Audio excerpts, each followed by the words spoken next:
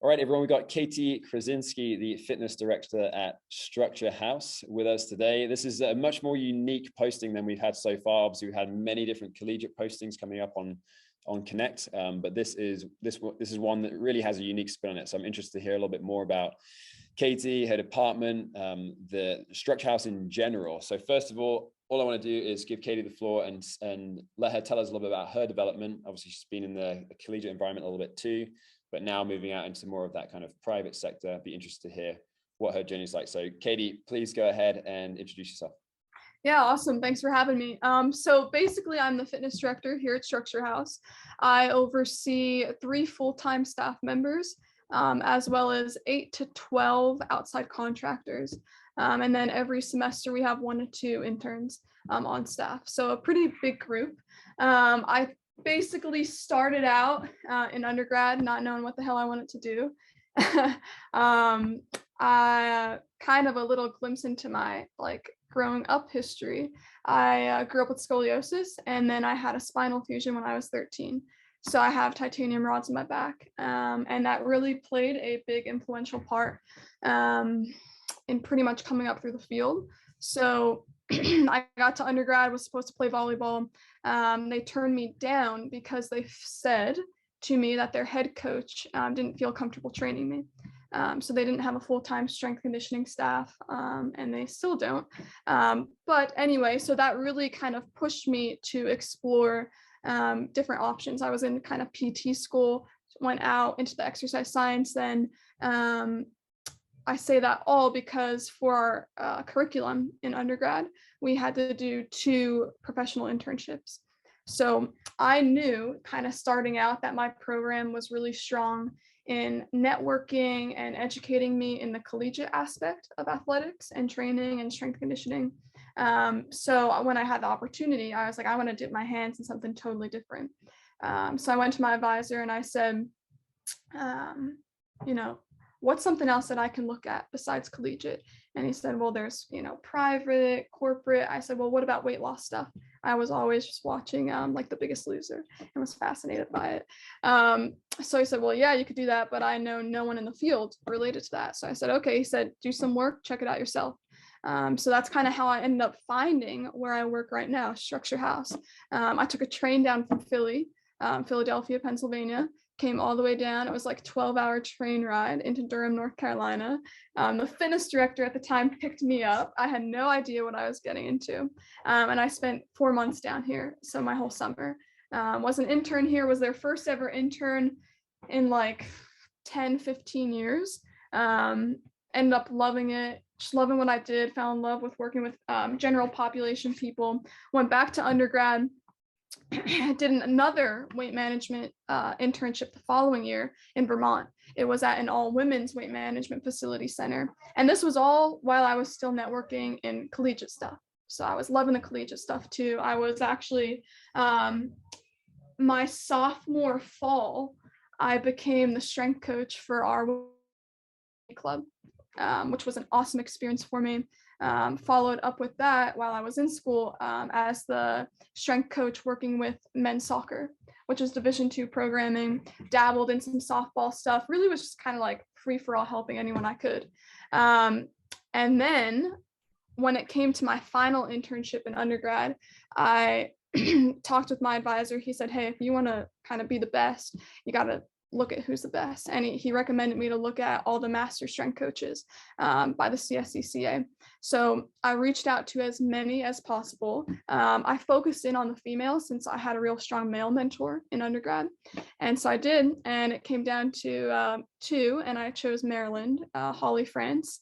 At Maryland, she's director of Olympic sports there. Went down there, broke as heck, had an awesome mentorship ride out with her, got certified. I know this is a long story. I ended up coming back to Structure House, was going to go to Illinois as a GA, Southern Illinois University, Edwardsville. And a week before I was supposed to leave, the fitness director left. The CEO asked me to stay, and I had to make a big decision. So I took it, ended up still getting my master's degree, kind of dabbled at Duke for a little bit, doing some volunteer work, but I was pretty stretched in terms of time. So yeah, that's how I am here. I've been the fitness director for almost 3 years now. Yeah, fantastic. No, what a cool journey. And I bet at no point along the way did you like truly know exactly where you were going to end up. You know, it seems like you had your hand in one pot, your hand in the other, just trying to figure out exactly what you wanted to do. But the main thing is it sounds as if you never really stopped moving. You know, you were always looking for what's the next opportunity where I can like push myself to grow a little bit more and make a bit of a leap of faith, but still some like strategic decisions, just like you said with Coach France at Maryland, like you wanted that experience with a female mentor. So that's fantastic. And it's cool to hear, working with, and obviously with the clientele that you have, working with your own adverse personal experience to motivate you to push forward and find something that's going to help benefit others. So I like take my hat off to you, because that's really awesome to hear that and see that. And it's something I actually want to talk about in a little bit here as well, is that often when we speak with our intern coaches, developing coaches here at Marquette, we talk about what is the motivation of the student athletes to be here. And, you know, they throw out all these answers and ideas. And while, yes, they may want to be elite athletes and everything, they are mandatorily required by their sport coaches to be in the weight room at a specific time for a certain number of days per week, whatever.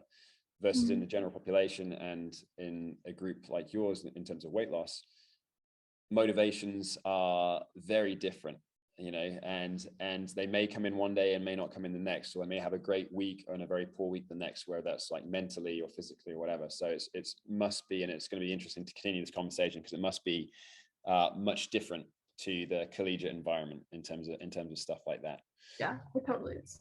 Yeah, absolutely. So obviously you mentioned like you were one of the very first interns at Structure House, and now the tables have turned and you're in the seat, hoping to welcome more young professionals just like yourself to learn. So tell us a little bit about how you would incorporate these younger professionals in your setting, what their typical responsibilities would be like, and maybe a little bit about their weekly schedule. So in terms of incorporating our interns, we pretty much start out having every intern we have go through a 4-week program. Now, participants who come to Structure House, I'll give you a little insight on that. They could stay for 1 week, or they could stay up to 4 weeks to a year. I mean, it's pretty wild on the variability of that. The norm is like a 4-week stay. And that's kind of how our programming for all of our lectures, our classes are. So that's kind of what to expect there. And we want to integrate those interns so they are literally hearing all the conversations of all the participants during classes, which is so beneficial when it comes to training them. Like, I hear what you're saying in the classes, I understand kind of what you're going through. So it makes it just so much more individualized. It also helps create the rapport for that person to trust the intern, because it's a totally different clientele. These people, some of them, I'm actually going to say probably majority of them, have some kind of trauma or psychological like loophole, like hole in the bucket, that really pulls them down from exercising and or just moving or playing or whatever it is for them. So integrate them right away into a 4-week program. Week to week, I have my own curriculum, the Structure House curriculum, that we implement with them as well. So they have assignments kind of pretty much every day. You know, we say that they work like 40 hours a week, so maybe 8 days for 5 days, or 8 hours for 5 days. Pretty much it just follows my schedule. So like a 7 to 3 or 9 to 5. Changes daily. They can totally put in more time, but that's up to them, and I'm not going to force that on them. We really try to expose them to a variety of different people. So besides myself, we have another woman. Her name's Allison Cisco, who's been here for 25 years. So she is like a mastermind of everything. She's amazing. And then just get them in with like different contractors, totally different training styles. You know, talk to them about their past background. Yeah, that's kind of how it looks. You know, your daily duties, cleaning, but I really try and I think we'll talk on this a little later, but really try and grow the people I work with, especially the interns, in like 3 specific different ways: self, professional, and then outside self kind of moving forward in their own like lifestyle choices. So it's really special. Cool. That's awesome. So I'm just trying to like formulate a bit of a better picture about Structure House in general. You mentioned like a 4-week stay. So the clientele that come to you, they physically have residency at Structure House, that they stay with you and they're there 24/7 for a period of 4 weeks, whatever? Correct. They have their own housing. So you have our main fitness facility, 2 pools, group exercise room, huge gym, free weights, racks. And then you have the other building, which entails the behavioral side of things. So like lifestyle coaches / therapists, dietitians, and then there's a whole like dining, eating, meal area.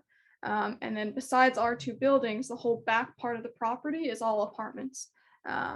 Modernized, super new stuff. So they're here 24/7. They're not locked in like a jail. They could totally go off site, do whatever they want. But it's 24/7, 365 days a year. So oh, super cool. Really unique environment. That's awesome. Yeah, because just like you said, they get to hear about the conversations that are happening, not just in the 4 walls of the fitness facility, but also outside of that, along with the seminars and classes, nutritional habits. Yeah, amazing. I try and get them, in front of the dietitians. I have them interview their first 4 weeks, like every week, a different person in a different department, even like business accounting. We have them meet with the CEO. It's cool stuff. Brilliant. That's awesome. Yeah. So developing them in many more different ways than just inside the 4 walls of the weight room. That's great. So you mentioned it briefly there. You talked about developing your coaches in those 3 different ways. And then also you mentioned your own curriculum that you have specific control over. So tell us a little bit more about that. Maybe touch on 1 or 2 things that you think you do particularly well at Structure House, or that's going to be interesting for young professionals to come to you to learn about. Yeah. So I'm going to kind of give you a glimpse of the different kind of people I may see, or we see here at Structure House every day. You have someone who might be ex-NFL athlete. You have someone who may be a lawyer who is about to retire, who hates his life and hates his job. You might have an 18-year-old really struggling with like body image, and definitely like weight loss issues. So there's a large variety of people who we see. So related to that question, what we have to do well, it's not like we kind of got to do well. What we have to do and what we truly do well is modifications to exercise. And I think that is a huge piece that I have to accredit to my past 2 internships related to weight management. I feel like I've had some really strong mentors, just a good quality education, but I have not learned modifications and truly breaking down exercises like I have had to do here. And so we really, really push that on our interns. I'll have, for a lunge or for a clean or whatever we're talking about, break it down like extremely micro stepped. Like, what do I actually have to do with my elbows? Some of these people are so out of tune with their body. They haven't moved for 2 years. Truly, like some people maybe get off the couch to get some food and go to the bathroom. I have worked with double amputees, people with double amputee surgeries and with their legs. So modifications is a huge piece of what we do. And the second thing is just a holistic style to programming. I love taking, and I don't want to give any kind of my assignments away, but I'll share with you this. On the first day, I kind of ask our interns, all right, you got an hour to write up a week program for me or a participant coming in. I want everything you can think about and put it up on this whiteboard. So I give them the whiteboard marker, they go crazy. I come in, and what I have seen every intern I've had, which is probably now like 5 to 6, is as much as they can possibly think about related to resistance training and cardio, maybe a little stretch and nothing else. And again, powerful in my eyes because there is so much more to like components of exercise than just those 3 things. The CDC, I'm pretty sure they just changed it to the number 1 thing that kills someone now after the age of 40 is a fall. it was 60 years old, and I think they just changed it maybe two months ago. So I take that, and in my eyes, I'm like, all right, we know we could train balance and stability with all these different systems and all these different exercises, but why aren't we doing it? And there's tons of different reasons, and that's like a debate, but that's kind of what we hit. So mobility, like break down a mobility program for someone who's 588 pounds. Like that just changes the whole game. And that's what I think makes us so unique in terms of like a curriculum for our intern standpoint, is if you can do that, walking into a college weight room and having someone who just finished like, recovering and rehabbing from ACL surgery, that's easy. Because I have people out here walking around 588 pounds, ACL tear, MCL tear, no meniscus, bone-on-bone arthritis. Jeez. Like if you could do that, I feel so confident with you walking in anywhere. So yeah. Awesome. No, I bet that's a powerful moment for them as well. As soon as they, they've written down what they think is like the most glorious thing they've ever seen, and you're just like, all right, here we go. Let's really peel back this and see where we can go from here. That's cool. And I mean, yeah, you're absolutely right. You have a W amputee, somebody who may not even be able to put their arms over their head. You talk about mobility, right? And our first thoughts might be, okay, let's go to a floor pigeon. Somebody might not even be able to get on the floor, get up off of the floor. Oh yeah. So yeah, it's an incredible learning experience. And I think the more you can think about progression, regression, like true regression, like you talked about, and lateralizations based on somebody, what they can and can't do. And I'm sure you're also thinking about, yes, they're with us for 4 weeks, but it's not the rest of their life. So like how else can we help them understand these are the various different things you can do once you kind of leave out the doors to continue having that healthy lifestyle. Yeah. That's the last awesome. thing I want to say really quick, I'm sorry, is the majority of people we see is for weight management, weight loss. But we will have people like, who feel fine with their body mass or body fat, good with their weight, who just come here to reset their like headspace. And that's powerful too, and just training them and teaching them. And a lot of it is like so psychology backed. And that's like my favorite part of what I do here is like, like taking an ex-NFL player and saying, hey, like, do you see how you thought about exercise? Like it was so directive and now you don't know what to do. Like, what are you going to do? And they don't know how to program it for themselves. You think they would, but it was done for them. Yeah, they feel good because they're maybe fit or whatever that is, but they don't know how to do it on their own. And that leads to weight gain and unhealthy lifestyle. So it's cool stuff. Yeah. Very cool. Very unique. Another piece of the puzzle. I think as whatever you want to call us in general, in terms of like sports performance professionals, strength and conditioning coaches, whatever, fitness directors, I think it's really interesting to see those who, just like you, are truly engaged and fascinated by solving the problem, and like the little puzzle pieces that aren't just, it's not just like write this down on paper, hand it to somebody, good, you're good, go ahead and do it. It's like those little things that you have to read between the lines that happen in the void between exercises, that you really start to piece things together. That's really what meshes the whole thing and makes the experience. Yeah, that's excellent. Great. And you've had a couple of intern coaches who, well, you said 4, 5 or 6 coaches who've come through you already. There are 2 in Colin and Ellen in particular on the website already. So can you talk about them a little bit? Maybe tell us a little bit about them, what they were like when they were with you, and maybe where they're at now and what they're doing. Yeah, these 2 people are totally different, and that's why I kind of threw them up. So Colin, actually, he was mentored by me briefly in undergrad. So I was a senior and he was a freshman, and he kind of saw what I did. He became like the president of the club, all this kind of stuff. I said goodbye, talk to you later, see you down the road. So he came to me via email, all professional, and he said, hey, will you accept me as your next intern? I was like, what the heck? I was like, absolutely. So I knew his knowledge and like most of his education that he was coming from, which gave me a very unique new way to mentor him and kind of challenge him to grow. So he is really, really special because he's so intellectual that it makes him challenged to break things down.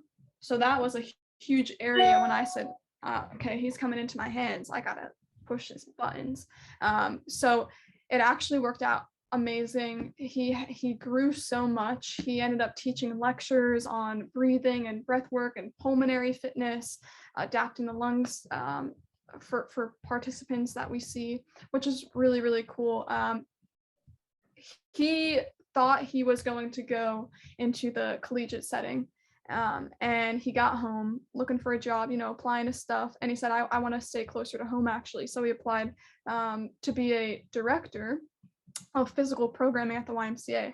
And he asked me for a recommendation. I said, absolutely. But I kind of was curious on, how well would he succeed in like a director job, just coming from me. And he excelled so much. And I think that's because of what he was exposed to here at Structure House. All those different spaces, all those different ways to have conversations, like, hey, go talk to someone in accounting. Go talk to the CEO. I think that totally made him just so skilled in having conversations and seeing the bigger picture. And so that's Colin. I think he's amazing. He is a great person to reach out to.